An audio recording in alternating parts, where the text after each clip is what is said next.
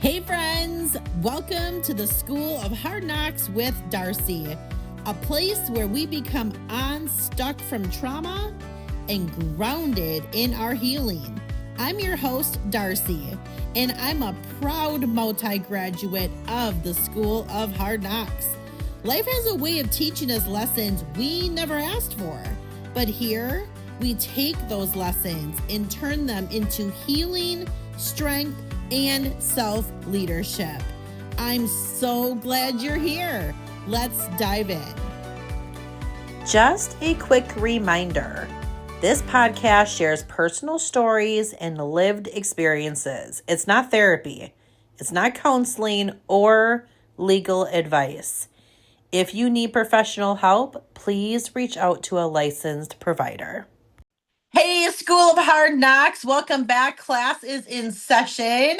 I am here with another guest in our Rebuild series. Today, I am happy to introduce you to Corey.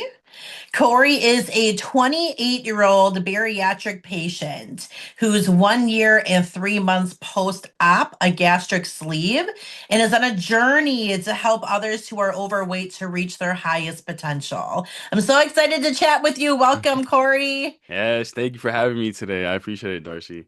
Absolutely.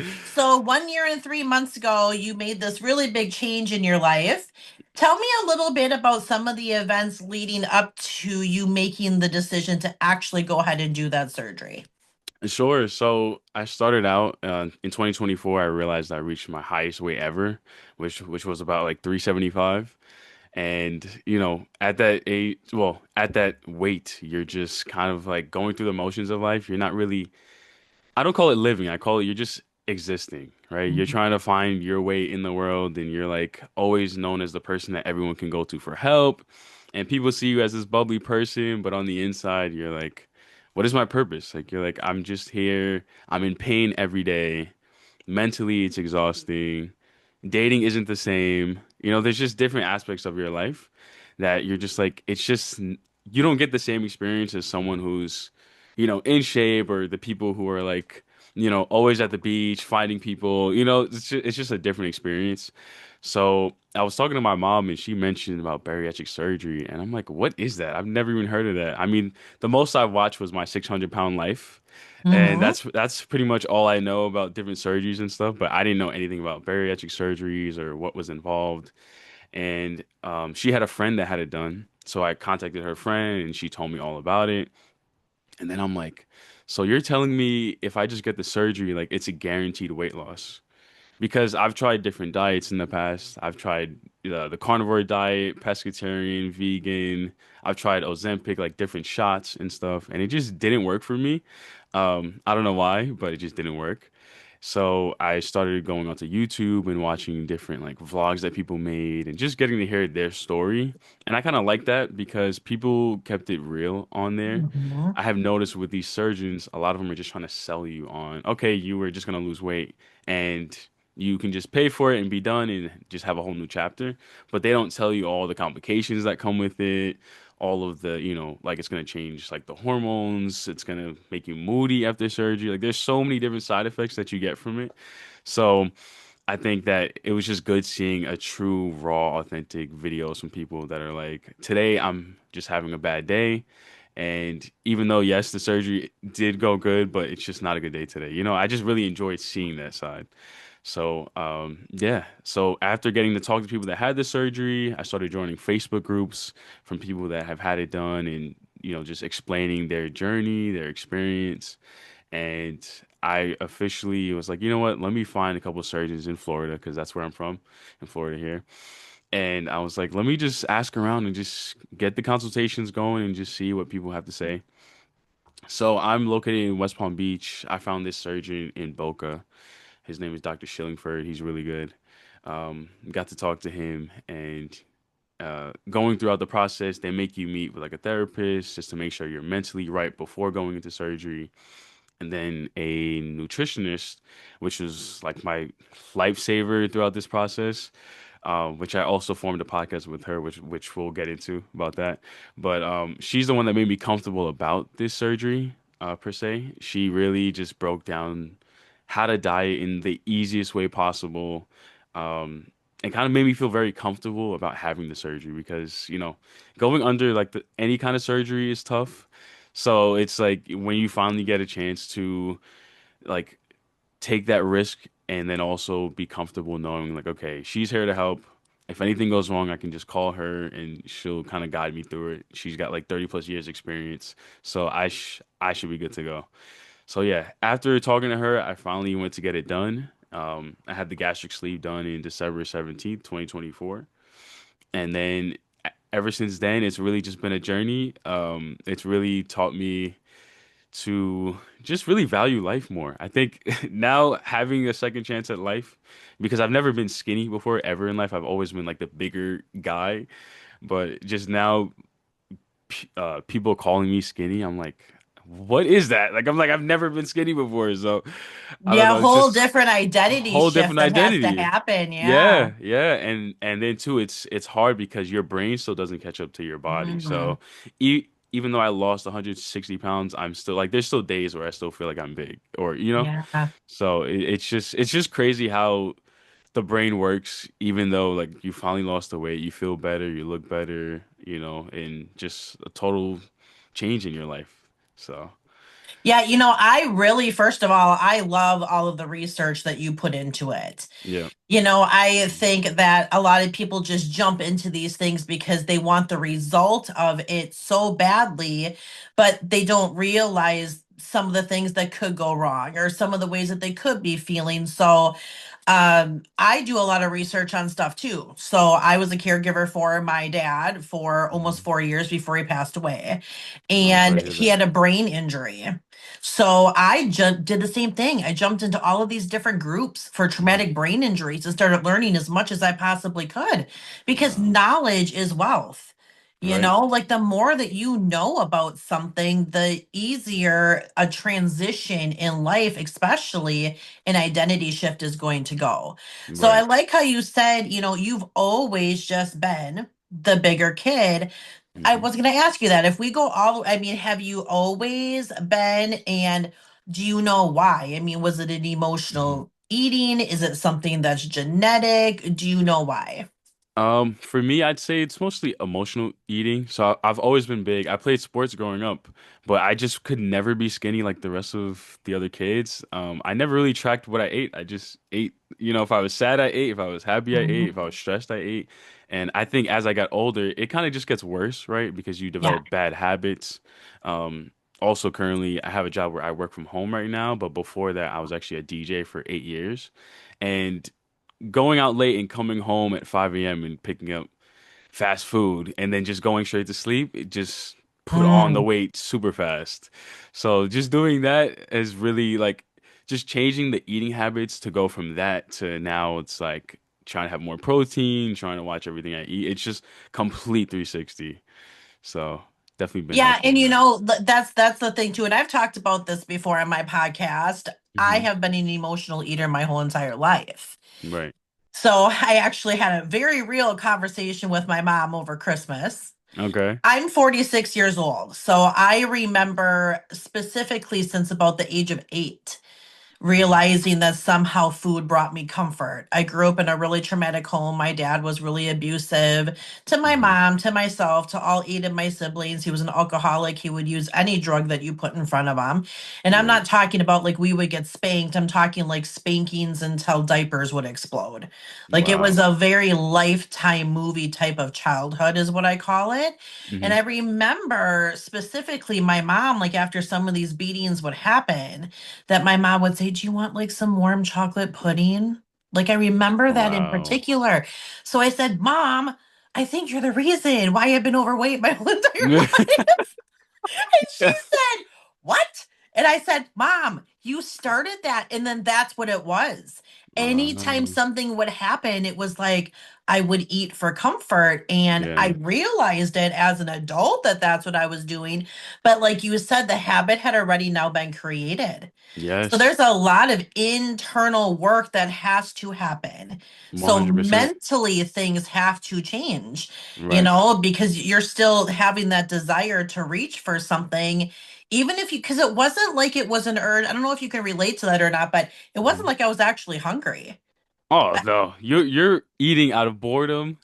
Like there's Yep. sometimes if there's nothing going on and you're like, oh, I could just grab a snack, and then you end up finishing the whole bag, you know? Yeah, yeah. Or comfort because that Yeah. was such a big thing. And then Yep. as I got older, because I got it under control for a while, right? Hmm. So I lost 80 pounds in a year on my own, Wow. Okay, just that's great. working out and doing all the things, right? Hmm. And then my dad got shot. That's how the brain injury happened. Wow. My Oh, dad was okay. actually shot at work. So Wow. we're one of those families. It's such a crazy story. Yeah, But then yeah. the emotional thing kicked in, right? Because I didn't know if my dad was going to survive, if he was going to be a vegetable, what this was going to look like for us. Hmm. And I went back to it. I went back to the emotional eating, and I had realized it one day. I was just standing in the kitchen, and before I knew it, I ate like a whole row of Oreos. And I Oh wasn't my even like God. there. Right, I wasn't right. even mentally there. I was so in such a way of fear and trauma and pain and grief and all of these things. And I like came out of it for a second, like, what the hell are you actually doing right now? Like, wake up. Right, What are right. you doing? Like, how do you not realize you're doing that? Right. It was so crazy. That's why this is so great that there's these options out here to help people, but that mental change is so huge. Oh, it's such a big factor in your journey. I mean, that's why I stress so much on my social platforms that it's such a mental journey. People think it's so physical. I'm like, the complications that I went through after surgery, I was constipated, I fainted a couple times. Mm, I developed insomnia for the first 2 months, so I slept 3 hours a day, which was like terrible. I was like so many different emotions going on. I'm like, how did people get this surgery? I was like, why did I get it? Couldn't I have just done it naturally? I was just questioning everything. And you just start to realize, like, once you kind of get past that phase and then you see the good side to it and you start to build the healthy habits, you start having a normal life. And then everything kind of just settles. It's not any complications anymore. Yes, there's certain times where I'm I might be bored and I might be like, you know what, I feel like having a snack. But then I just like snap out of it mm, because I've just been putting in the work of like trying to build the healthy habits. I'm not saying I'm never gonna cheat, but it's just not gonna be like how I was. Like before I would binge eat. Like there would be times where if I felt like I didn't accomplish enough during a certain week or I felt like I didn't hit any of my goals, I would punish myself and eat like 5 sandwiches in a sitting, which is insane to think because you're eating like for a family, right? yeah. So it's just like going through that and seeing like all the little changes it all makes it worth it in the end once you reach this stage where it's like okay, you're doing better mentally, like I'm not depressed anymore or have high anxiety like how I did before. I don't feel like everyone's watching me if I'm at the gym anymore. Like it's just become so normal that I just go to the gym and I have my set time. So it's just like so many little things that I'm like it really was worth it. Like it's the one thing in my life that they guarantee the weight loss, and if you follow it down to the T, you will keep the weight off, and it's been good ever since. So, Yeah, and that's interesting when you say that because I know that there's a lot of people who do use food as comfort. There's hmm a lot of people, like you said, that you were using food as almost a way to like punish yourself. yeah. But, how many more people do you think use food as a way to celebrate? Oh, Right? Like we do that. I mean, I know for yeah. me, because I worked in corporate America, like really strenuous. hmm My last position, I was the fourth highest person in the whole entire company. Right. So the amount of pressure, the amount of Yes. stress. So when I made it through a week and I hit goals, I physically remember driving home, stopping at the gas station, or not the gas station, the grocery store, Yep. going to the refrigerator section, and they had that dang death by chocolate shit. Oh, And I that's so remember good. like, oh, why do they have to put, because the pudding's in there too, right? Yes, I'm yes. like Oh my. flashback from childhood of comfort. But Yep. then like, you did so great this week. You're gonna celebrate by stopping and getting yourself something like that. And Yeah. then my brain would kick in like, how is that celebrating though? It is wild how much mental work goes into something like going to the other side of health. Yeah, and you don't realize how big food is in your life. I think the Mhm. first time that I realized it, I had family come to visit me. and they stay for like 4 or 5 days. And every day, like the number one question is, what are we gonna eat? What are we Yeah. gonna eat? I'm like, oh my God. And it's like I'm also in corporate now too, and it's like everything is a business dinner. It's client comes, okay, let's take them out to dinner. It's like everything revolves around food, and like you don't realize it until you like either cut back or just stop eating that same way. I just was like, oh my God, like if you cut back on just the time you spend eating or just family and friends, everything's around food. That's like 2, 3 hours right there, you know? Hmm. So it's like you get so much time back in the day, once you like start to prep your own foods and stuff like that. But it's just crazy when you see how much food is in our lives, especially different cultures too. I Yeah. think, people like to incorporate their culture's food and people celebrate, depending on what culture they have. But it's just crazy. Yeah, my pastor is actually Hmong. And it's Oh, so really? cool. It's so Oh, cool. I that's love him. awesome. Yeah, Pastor Yao, like he's amazing. But that's one of the Wow. things that he talks about, like their culture with food. Like when Yes. they put it on, they put it on. There is Yep. like we had a celebration at our church like 3 months ago, and I was like, oh my gosh. It was a This whole is spread. this is like either like a overweight person's dream or like somebody who's like trying to get healthy, like their worst nightmare. Because Right, it was right. like 3 tables of everything you could possibly want in your entire life. Oh my gosh. I can imagine. See, it's and see those are always those events that test you the most to see Yes. like, okay, are you just gonna have a little bit or are you just gonna pig out and just stuff your plate with stuff? Yeah, So, but that's the thing. I mean, it's the mental work and then the ability to practice self-control. right. Because like you said, like, when I'm meeting with friends, what are we typically doing? I mean, now Mhm. I'm 46 years old. We're not going to go and like play volleyball, Right, right. We're not going to Exactly. go and like swing on the swings. I mean, things Right. are so different when you're an adult. You're going to go and have a coffee at Starbucks. But Yes. are you gonna like get the worst coffee for you? Are you gonna grab one of the cake pops? Like they have all of this stuff there. It's Hmm. that having self-control. So, it is a total mindset shift. Right. Regardless if you lose weight, independently, or if you do something like you did, Hmm. there's still work. Like that's one thing that truly pisses me off is Yeah. when people say, "Oh, well, they had that done. They cheated." That's Oh, so easy. And I'm like, dude, they still had to change yep. the mindset of what they're doing. Just because the sleeve is on or they did a different surgery or they're Hmm. taking Ozempic, there's Hmm. still mental work that has to go into it. Oh yeah, definitely. Especially even before the surgery, like they put you on a 2 week diet of like just having two protein shakes a day and then like protein for dinner. And it's like if I've had carbs every day for the past 20 years, going through that diet, I felt like I just was like, am I sure that I'm ready for this? Like Yeah. I was starving. I was up late at night. I'm like, oh my God, this cannot be my life right now. And Hmm. people think it's the easy way out, but it's so much harder because now it's like you're forced to change. You're forced to only have 800 calories a day. Like they're forcing this on you, and it's not like when you do it naturally. Okay, like you can cheat today if you want, and you can like not go to the gym today. It's like on this, it truly forces you to see if you're ready for it. So Yeah. yeah, So tell me a little bit about how has life changed for you after you went through it and everything wasn't kind of wonky? Like, how was everything yeah. panned out?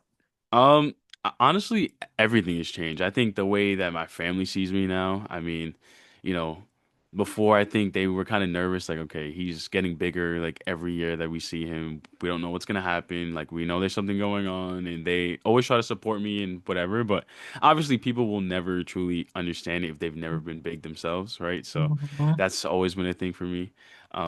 And then something else has changed. I think friendships too. I think being around certain people that just weren't good for me or didn't understand why I was trying to eat better or kind of why I couldn't hang out as much because I'm trying to focus on my health. There was a ton of people that I had to cut off because they just weren't helping me on my journey. And I'm like, if it's not going to benefit me in some way or, this way, like we can support each other while being healthy. I'm not saying I have to completely change everything, but I'm like, at least if you want to be a solid friend, like at least support as to why I can't come out tonight and have drinks with you guys. Like I can't, they preach that you're not supposed to drink after having the bariatric surgery. People still do it, but it can also stretch out your pouch that they cut. So I'm like, what's the point of me paying all of this money to have this done and then now stretch it back out? I'm like, that's pointless. So it's just I'm friendship, I so think. happy you said that too, because Hmm. regardless of what change people are doing in their life, if you're healing from a trauma, if you're doing a mindset shift, if you're changing your whole entire lifestyle, Hmm. you are really going to be faced with a lot of different adversities. In particular, your eyes are really going to be open to the people that you're surrounded with, right? Yes, Because some 100%. people are a part of your life because it makes them feel comfortable that you are lacking where you're lacking. Preach to And that, I that. mean, I had to leave a friendship in 2025. And Hmm. I had known this woman, she's been a friend of mine for 30 years. So this wasn't just Wow. over 30 years. This wasn't a simple thing to do. But Hmm. after, things are changing in my life. My dad died almost 6 months ago. And instead Wow. of getting in this grief and all of this stuff, I have published my second book. I have projected my podcast to like go far and beyond. I got my NLP practitioner certificate. Wow. I got my success Congrats. coach certificate. I got my clinical hypnosis certificate. I'm Hmm. doing my first trauma workshop this month with people. So I'm Wow. not just sitting back like, okay, God decided this was the time for my dad to go to the Lord, and that's just what it is. You Right. have decisions in life and how you're going to deal with the situation. But then when you start to see outside people like, oh, so that didn't bring her down and she's even doing better, that makes me look at like what I'm doing for myself in my life now. And Right. she kept pulling the stuff, and I said, listen, you either need to be a part of what I'm doing, at least support it. You don't Right. have to get off of your soapbox and be, all whatever and motivated in life the way that I am, but Hmm. don't freaking drag me down. Don't make Yes. me feel inadequate and bad because I'm finding success in my life. That is wild to me. Like Right. you're a direct representative of the top 5 people you spend the majority of your time with. 100%. And 100%. initially, well, I was spending time with just my disabled father, my husband, and my 3 dogs. I was like, oh shit, things got to change. Yeah. You're like, there has to be some shift here. I got to shift. And I did. And the That's success amazing. that's come from it. So I understand what you're saying. Like, instead of your friends being like, no, Corey, I totally get it. And I'm appreciative that you have that kind of control. That, Hmm. oh, come on, man. Like you could still do it. Like, dude, Right. why are you going to promote somebody to do something that first of all they don't want to do, but Right. secondly, something that could actually be dangerous for them, right? No, seriously. And I think that's what I think it makes you focus on what's important. And I think you hit the nail on the head. I mean, you're doing amazing things. Just want to give you your like flowers and credit to that. I Oh, mean, thanks. it's so hard to be able to make that shift and then now be able to turn it into something. So the fact that you did that is truly just like amazing. And I definitely know it's going to inspire so many people. And I think I'm just on that same boat too because I don't know what it is, but it's something about trauma. We all go through it, but it just begins to light a fire under you. And even just getting into the whole podcasting thing, it's like you start realizing like you do have a voice in this world and people want to connect with you. I know we all start out saying like, oh, maybe no one will pay attention to us or no one will connect with us. And then slowly but surely over time, you see it build up and people are liking everything that you're doing. And even in the bariatric space, I'm like, how do I add value? So I created a bariatric journal for patients. So after surgery, so this way that they can track their medications, their vitamins. I also put a space in there where they're able to journal like their thoughts for the day. So if they're having a bad day, that they can put it down there in the comments or whatever. But I just am always trying to find ways to, uh, you know, just add value to the space and not just exist here. So that's why I've just gotten deep into this stuff. Yeah. Yeah. Oh, So I love that you actually even created a journal for people, yeah, yeah. because how important to, first of all, like you said, to be able to track what you're doing, Mm-hmm. but to have a place to get it out, vent it out. Like not every day is going to be a good day. I don't care who you are in this world, life is rough. Yes. There is no perfection that exists down here on earth. The only perfection is up in heaven. We all know that. Right. Right. So we put so much pressure on ourselves that, oh my gosh, today was a failure. I always say you Mm-hmm. never fail in anything if you take a lesson. 100%. just learn from what it 100%. is. So to give people that opportunity, Hmm. to say, okay, track this, track that, but also let's let me have a emotional vent session. Yes. Maybe today was a great day. What made it so great? But maybe today wasn't. Let's get it out and then move on to the next day. Right, right, exactly. And I think too, once people focus on that, you start to not stress over the small stuff. Mm, That's been one of my biggest things in life. I think I always would just stress about any little thing that popped up in my life and then try to use that as, okay, let me try to get food to, help with the comfort of what's going on. And I think now just not I mean, I still do stress, but it's not as bad as how it was before. And then just now having a good relationship with food helps because now I'm not like, okay, I feel stressed today. Let me go stuff my face because I can't stuff my face. I can only mhm, eat 3 to 4 bites before I get full. So it's mhm. just like totally works out really good that way. Yeah. Yeah. Well, let's say somebody is listening in and they're like, I'm kind of thinking or I have been thinking about doing something like that. Yep. What is some really good advice that you could leave the listeners with? One thing I will say is definitely ask around in a lot of these Facebook groups. I really enjoy those groups because people, one, they will tell you the full honest truth. They will tell you all the complications they had, the good things, the bad things, everything that comes with surgery. And then I also say ask yourself if you're really mentally prepared to eat less because many of us, we're so used to eating whenever we want to.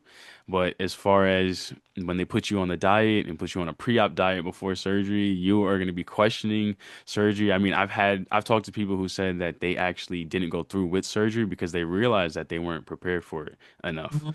Even some people say mentally, I thought I was strong, but I just really wasn't once I was going through that pre-op diet. So definitely test yourself one to see if you're mentally strong. And then I say number two, connect with people that have already had it. And then number three, decide if this is really something that you want. It's really a decision. It's a big decision. It's not something small because one, you're having surgery done, and at the same time, it's going to affect the rest of your life. You can never overeat. I mean, there's some people that, yes, they put on weight, but you're never gonna sit there and finish an entire meal. So if you can do those three, you should be set up for success before your bariatric surgery.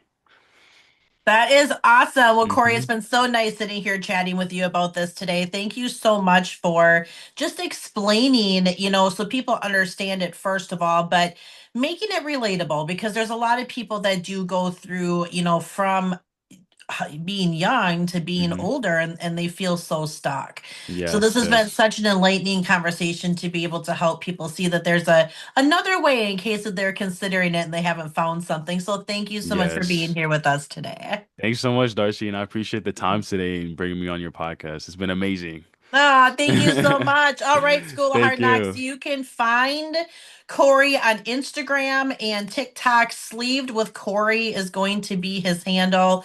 Go check him out, give him a follow, listen to his advice. If you're really considering doing something like Corey has done, do your research, get into some groups, protect your peace, protect yourself. And as always, when you're walking with God, healing is always possible. I'll see you guys on the next. Yes. I'd like to thank you for sharing your time with me today. And I'm so proud of you for stepping into your healing journey.